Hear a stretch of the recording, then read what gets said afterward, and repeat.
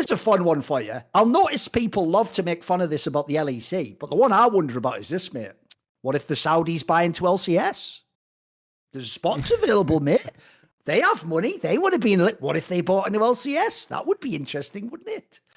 Do you like my meme I did the other day, by the way, where I took that meme of all those like fucking like globalist type guys laughing, like, you know, the one where it's like, you know, we told them we did it for this. I took that and then I put, because I thought it was a banger, I put, guys, they changed the region's name from Europe to EMEA, which stands for Europe, Middle East, and Africa. And you thought they weren't going to do business with the Saudis. Like, yeah. They're telling you we're going to have Middle Eastern and African teams or in the this Qataris, shit, or the Emiratis. Like, who else is there? Have I missed like some secret super duper African people who are going to invest in the league? Like, what are you talking about? It has to be them, of course. I know. So yeah, I think it'll be only a matter of time before we have a Saudi team, at least in LEC. I would say at least in LEC. Of course, yeah, of course. Yeah, but clearly they changed their name for a reason, guys, and that was the reason. Oh, that reminds me, we can reference something about that. So Richard did just publish, if you didn't see, guys. Are you ready? Richard managed to somehow get like behind the scenes information showing that the Riot people internally, who were the LGBT like leader people and like on that side, were the ones arguing in favor of this deal. And are you ready for the maddest angle ever? They were using that copium I told you on a past episode, where it was sort of like that if you do business with them, you like actually can influence them, and it'll be like a, and they were even trying to argue some insane angle, Monty, along the lines of like, wasn't it something like that, like this would even help gay people inside that country, which is like, because obviously the whole point is they're the ones killing them. Like, but yeah, go on, read it up for me. Read it up. I'll link this. I'll it's on a Substack. I'll link it below again with everything else. We got a lot of links down there this week, guys, but you should look at this.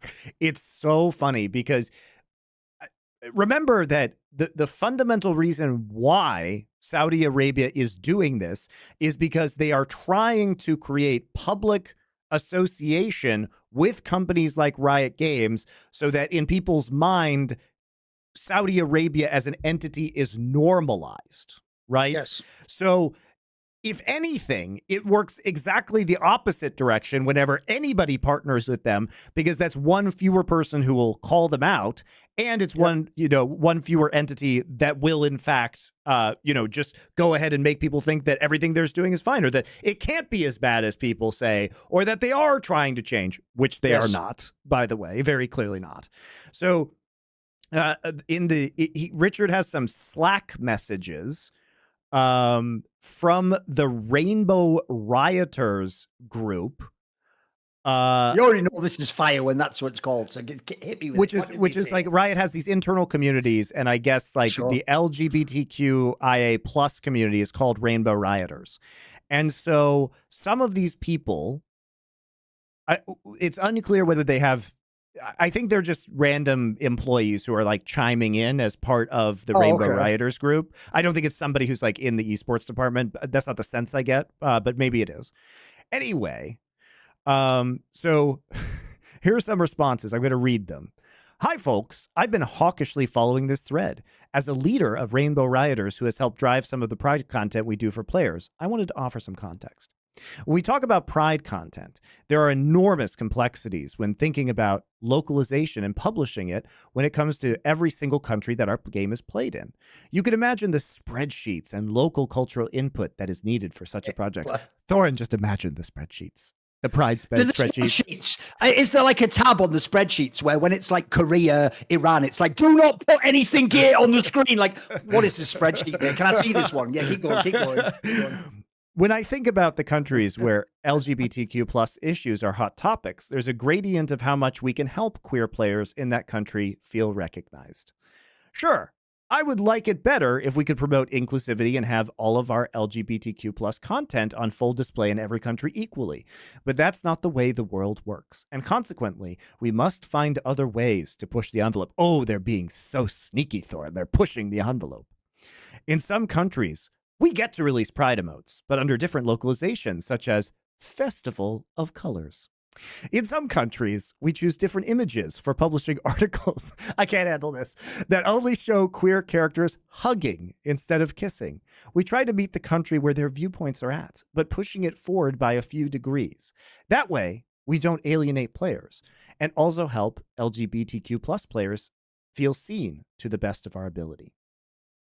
My understanding is that one key difference for how this event will be different than some past events that had cultural sensitivity concerns is that we will not accept content restrictions in our games. So I have to provide context on this. Previously, in the very early days of League of Legends, there was an event, I believe, in Iran. And in Iran, they wouldn't let the players play any of the female champions. So that is what that line is referring to right there. So yes. They did run an event. And we talked about it at the time. This was like, I don't know, maybe 2013 or something like that, 2014. It was hilarious when this happened. Sure. The organizers or the country can't ban K'Sante from being played in the tournament for any reason, including the fact that he's gay. The same goes for other content regarding female characters or other demographics. So imagine a team of champions that consists, imagine, if you will, Thorin, in your mind's eye, a team of champions that consists of Graves, Twisted Fate, K'Sante, Diana, and Leona. All champions with queer identities, all playable in this tournament, hosted in Saudi Arabia. This is one example of how we make a difference while meeting the country where you're at. Now, guys, I don't know what to tell you. This is clearly incredibly delusional.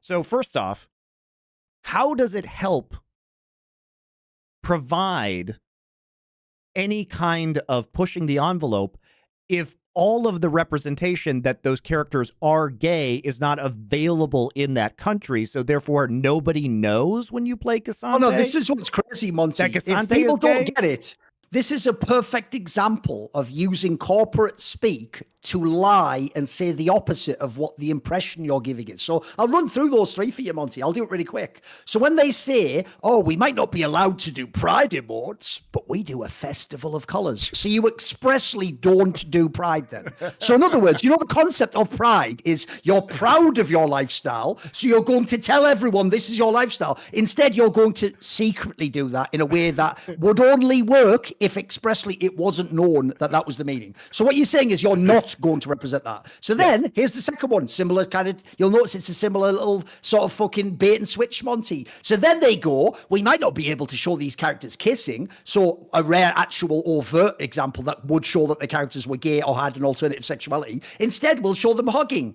right? In none of these countries is hugging illegal. In fact, I'll give you one that might actually blow some of your minds. In Korea, a country which, by the way, is not an openly gay society, the joke is it's actually part of straight culture to hold hands if you're men and boys, and even hug sometimes there. It actually, so already Riot again is using your cultural expectations against you. Nobody in Iran or whatever will see two characters hugging and go, wow, there's gay shit in the game. And they'll just go, whatever, it doesn't even matter. So that's already fake. And then the last one is actually the most disgusting of all, because you've nailed it, Monty. They phrased that, I will guarantee this as a speculation, but just as a person, I think this.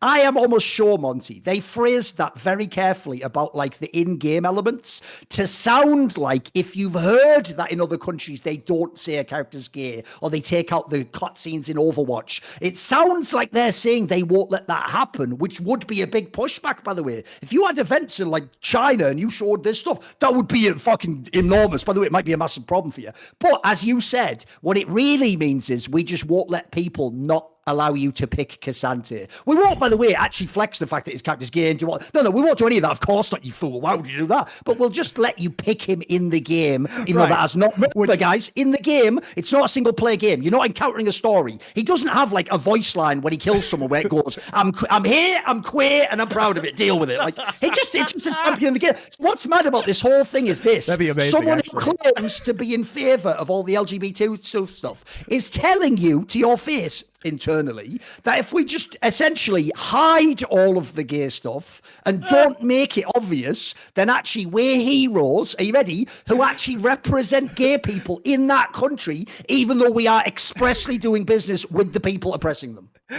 It's actually really gross. I agree, it's funny on one level, but it's also really fucking, like, behind it, there's a real dark cynicism. Yes. That's the fucking devil in your ear, guys, telling you, like, just give in, just do what they say. Like, that's fucking gross, mate.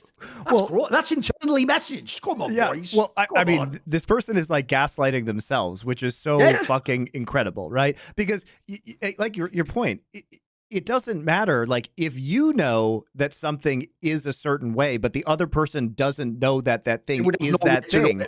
I wouldn't know anything about Cassandra, right? How does language work? Okay.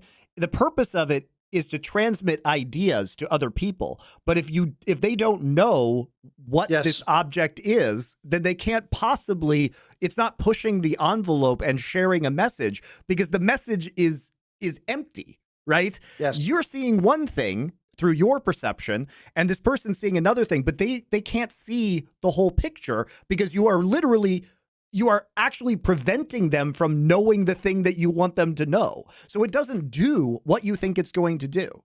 And just straight up, the reason why we have posts like this, Thorin, is because these people are undergoing a fundamental mental conflict, because they know that this is wildly illegal and punished by potentially death, okay?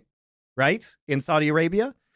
And so these are people who would be punished in this country were they open about their sexuality. But they have to cope with this factor because they know that the only way to justify, to cause this conflict to resolve is to leave Riot Games. They must leave their job. Cognitive dissonance, yes. The cognitive dissonance there means that they must quit, because Riot Games, their employer, is partnering with somebody who would do horrible things to them, right? Yeah. And so in order to do this, you have to create some reason in your mind to satisfy that cognitive dissonance that isn't, well, I'm just going to quit my cushy job, because, I mean, this is appalling. Like, it's an ethically appalling thing to do.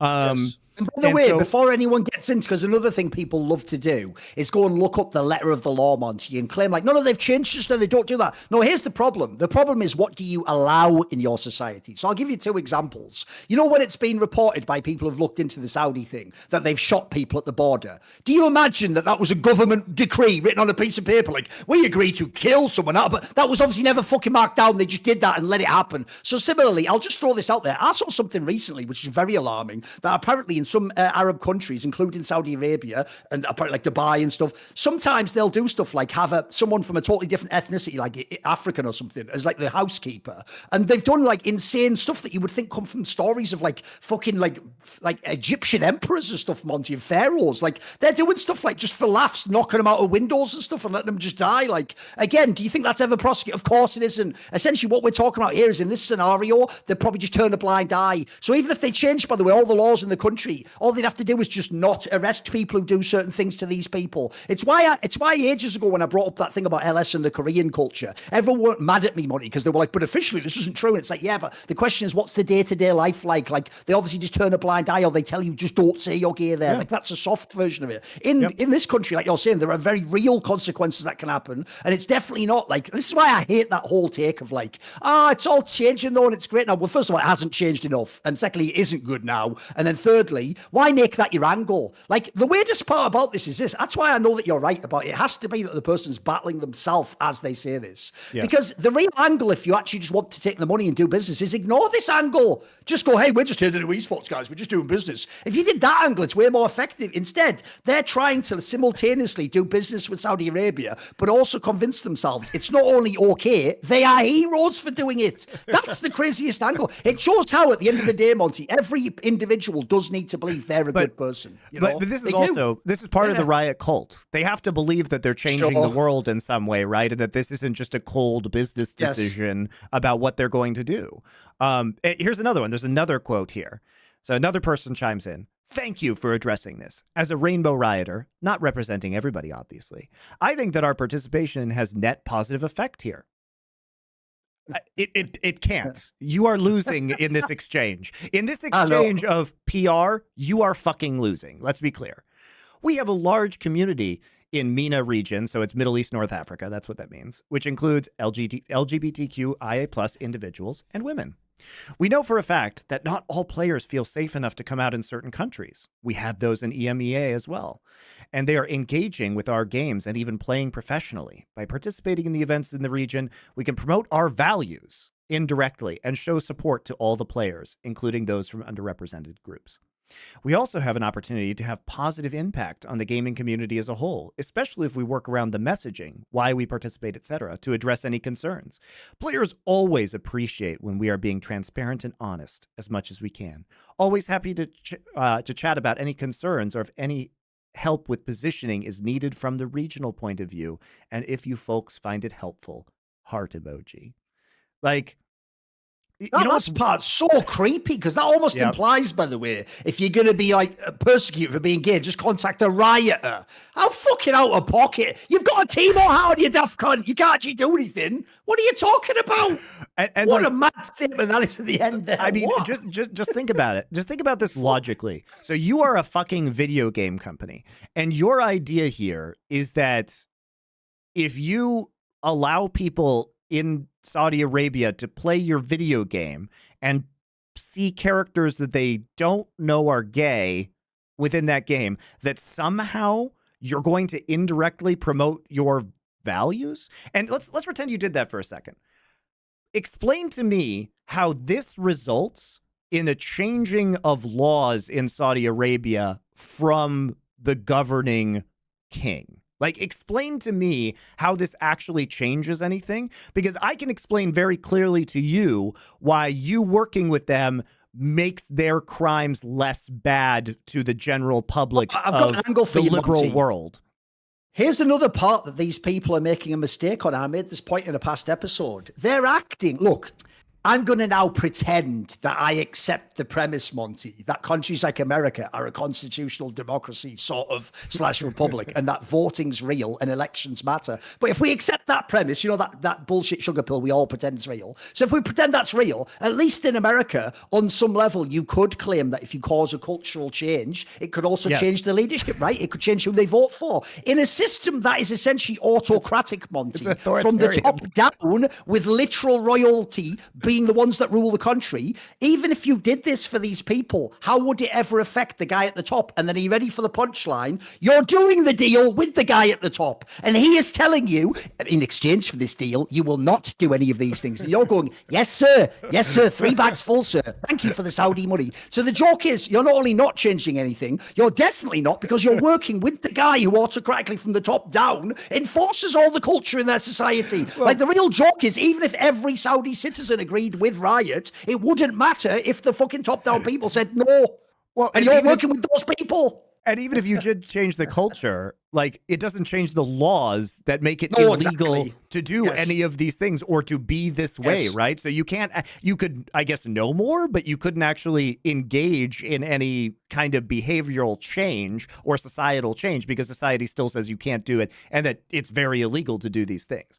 So I think what's so hilarious about this is that in my mind... One last thing as well, by the way, also, if you are actually someone in that region, despite that thing they said there about, you know, contact us if you have any problems with positioning, don't do that. And I'm going to tell you right now why you don't do that. Because I'll tell you another thing that I could see this story coming out in the future, Monty, and it'll be really fucking sad if it ever does, is, you know, those stories about how all those people who used Twitter said things against the government got, like, put in prison and fucked up, right? There's a world, I'm telling you right now, because this happened with Twitter, if people don't know, that because Twitter is Saudi-owned, supposedly they used Twitter, Monty, to track down people who were, like, dissidents, I think maybe even in other countries, and then, like, punish them and fuck with them, basically. And that was part of how they track. Here's the thing I'll tell you right now. I wouldn't put it past Riot that if the Saudi government came to them, like, hand over the chat logs of these people, that they wouldn't do it. And if they did, by the way, you might have outed yourself then. That's why I would say don't do this, by the way. Do not trust fucking video game companies with your life. Like, if you have to take care of yourself and protect yourself in that country, don't think that some idiot riot who shows a flag is going to help you. They aren't. The second that they're in trouble, mate, they're off in a fucking cushy office in LA. They're not going to do anything for you, mate. They're going to say it now to make themselves feel good. But sadly, like, you will end up like the end of that. There's a banger reference at the end of that movie, Three Kings. If you think they're going to help you, they will just fucking bail, mate. Banger reference there, by the way. You seen that movie? Banger reference. The analogy I'll make, Thorin, is like, the rioters seem to believe that they're building some sort of Trojan horse, and that it's mad, isn't it? Yeah, they're like sitting there, like Odysseus is sitting there, right? He's like, oh guys, I got this great idea. We're gonna build this horse, and then we're gonna go inside it, and the rest of us are gonna leave, but we're just gonna sail like a little bit away, and then guys, when they roll it into the city, we're gonna pop out in the middle of the night and open the gates, and everybody's gonna come in, and we're gonna win the war. Yeah, go us. Except the reality of this situation is that they build the horse, the Trojans look at it and just walk away and go back inside their castle, and then that's it. That's what's actually going to happen. Here's the problem, Monty. It's more like they did the first part, like you said. They sold that idea. Then what they did is they crammed all the gay activists inside of the Trojan horse, and they pushed it inside Saudi Arabia. But then because they know if they actually did anything, they'd be fucked, and they'd push the horse back out, they just have to now never leave the horse, stay inside the horse, and pretend to actually be a giant horse. Exactly. So there you go. That's it. There you go. That's all they can do now. Or they die. Yeah, or they die immediately. So I guess they got a horse in there, but nobody knows what the horse is. Nobody knows what the horse is at the end of the day, and nobody gives a shit, and they just think it's a horse, and it's like a cool statue or something. That's a great completion of the analogy. It is fucking crazy that they think that this is going, like, guys, I just don't know how to say this any other way. The net negative of PR here is just not worth it. Oh, it's crazy. The price that you pay on your soul for doing this is much more severe. But of course, these people are not going to say that, because the only possible action that logically you could resolve your cognitive dissonance with is simply to say, I cannot work with a company that clearly doesn't value my identity to this degree. Therefore, I must quit my job. And they want to keep, they want the free coffee and all the Riot perks, and they want the cushy job, and they don't want to have to think about this. You do make a good point, though. This is why Monty actually inadvertently proves it's a cult. Because the joke is, of course, to a rioter, if you even interact with Riot on even a vaguely regular basis, you will have to become completely consumed by them, and all of your thoughts, opinions, and cultural values will just immediately mirror them. So to them, it's totally logical that this will happen with anyone else who encounters them. To them, Riot is a Lovecraftian force that just turns you mad the second you even encounter them in your perception. So they don't understand, believe it or not, Monty, some of these Saudis have stronger cultural values than rioters, believe it or not. Crazy idea, isn't it? I know. Crazy idea. I also just can't believe this is like, mate, if we went back in time, Monty, 10 plus years, this would be like a bad Esports Express article, like Riot Games, literal like rainbow rioters to do deal with Saudi Arabian autocratic government to try and win them. Like, this would be like a bad meme headline, wouldn't it? It's real. It's a real story. I never even could have predicted. I was pretty cynical about esports my whole career. I never could have predicted this, guys. This is so out of pocket. It's so ridiculous, isn't it? I guess when it started happening to the Premier League, we should have known, Thorin. No, we should have known. In retrespect, I mean, the coal mine, unfortunately, yes. In retrospect, all the signs were there in many ways. Yeah. When we saw Live Golf come for the PGA, we should have been like, we're definitely next.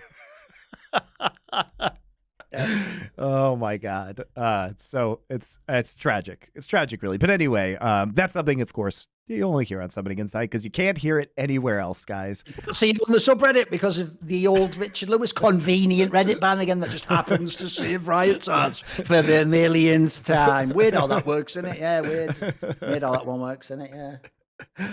All right. Well, we can talk. We did get sidetracked by that.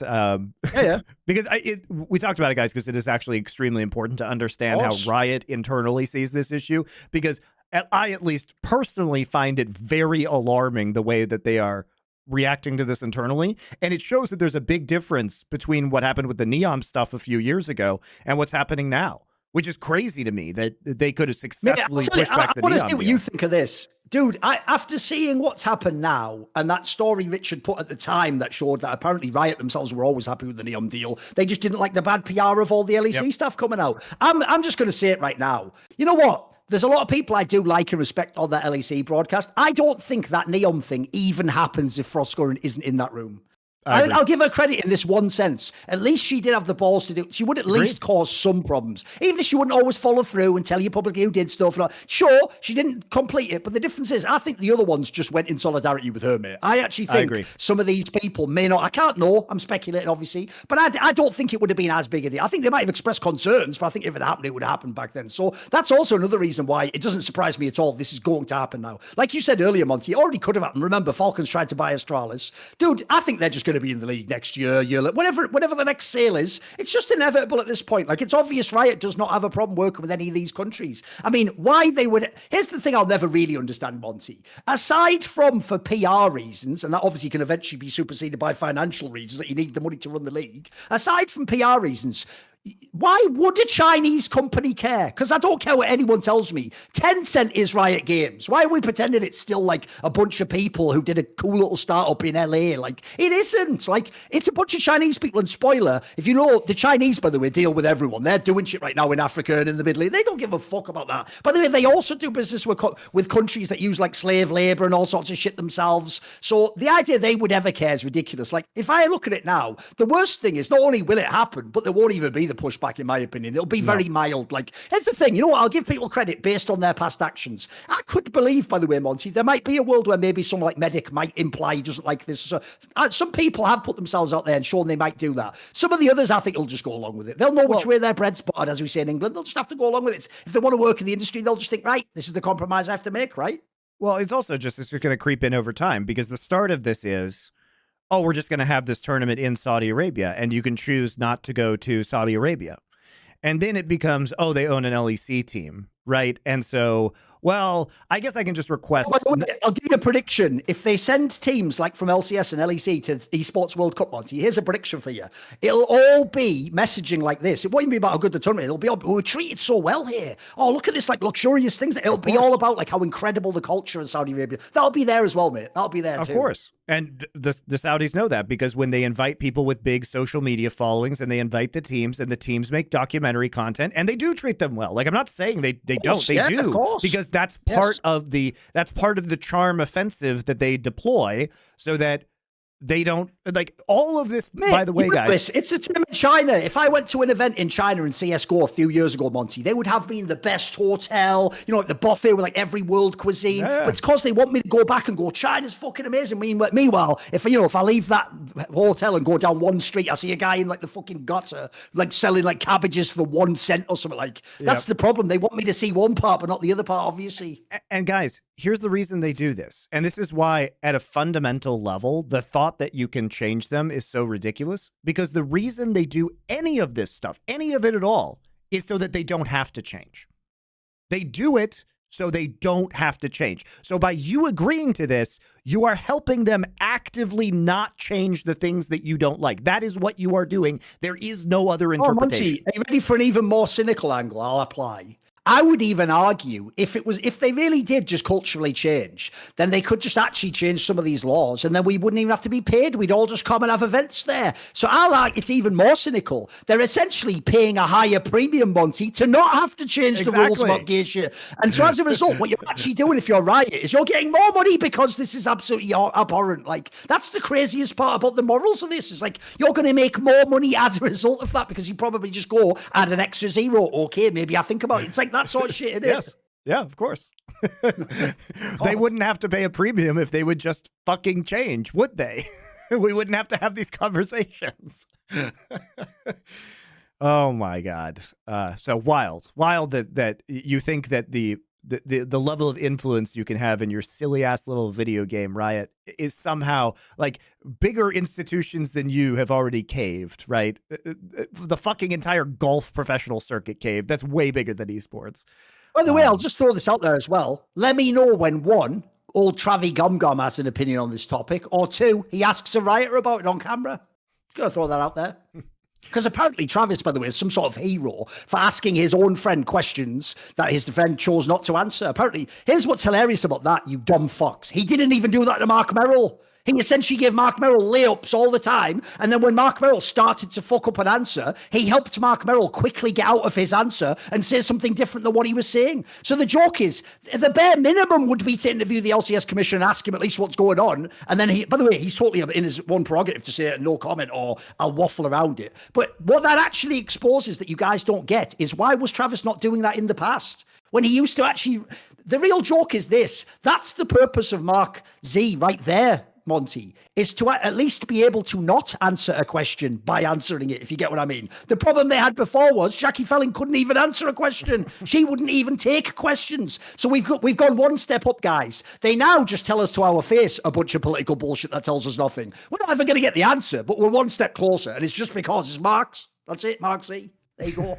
What a fucking waste of time, eh? But no, this topic, like you say, it'll only ever come up on this show, the Four Horsemen. It will never be mentioned anywhere else in League of Legends, even though they're all the people that love to flex all the political angles. They'll never bring this topic up. Even though, here's the weirdest thing about it, Monty. If you're not doing anything wrong, why would it be a problem to just discuss it? Why couldn't it just be a topic of conversation? You know what I mean? If there's nothing sinister and wrong, and you support all the causes and you think this is okay, then why would it be a problem? It's actually conspicuous that it can't be talked about. It's why everyone knows deep down there's something wrong with this, There is something wrong with it, I mean, imagine Riot putting out a statement where they're like, well, we recognize that Saudi Arabia has different values than us. We think we can softly message our values to them. Like, obviously they can't say that because they know it's not true, and it destroys the illusion, right?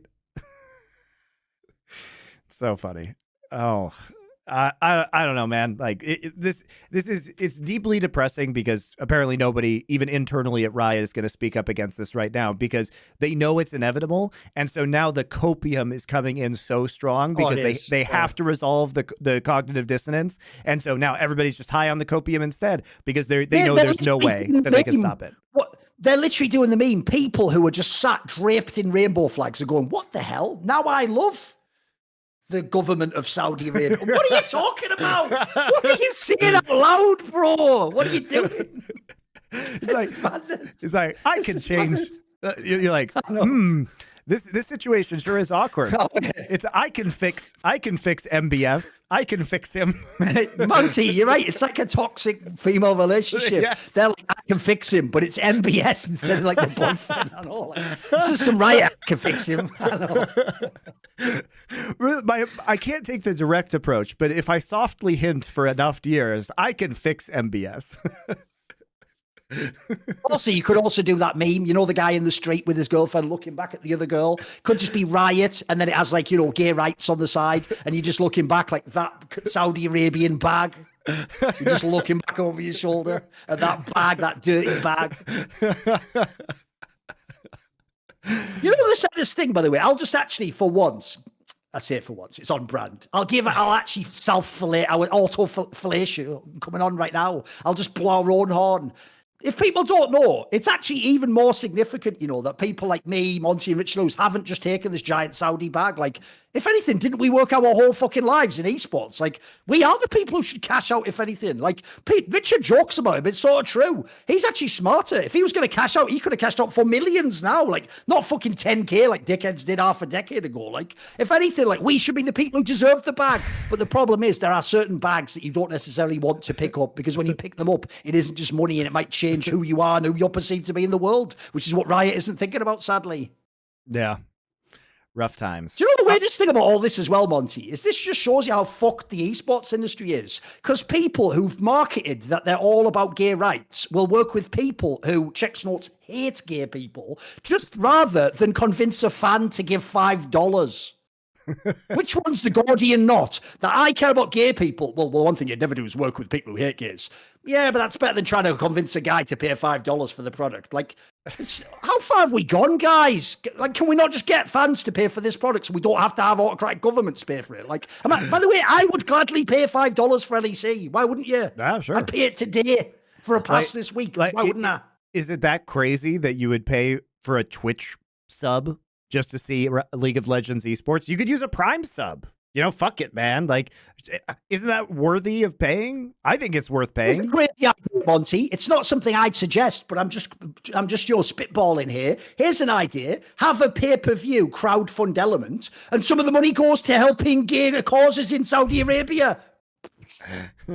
You could actually, by the way, not only fund the league, but you could actually do what you're claiming to do, actually affect the country. Wouldn't that be sick?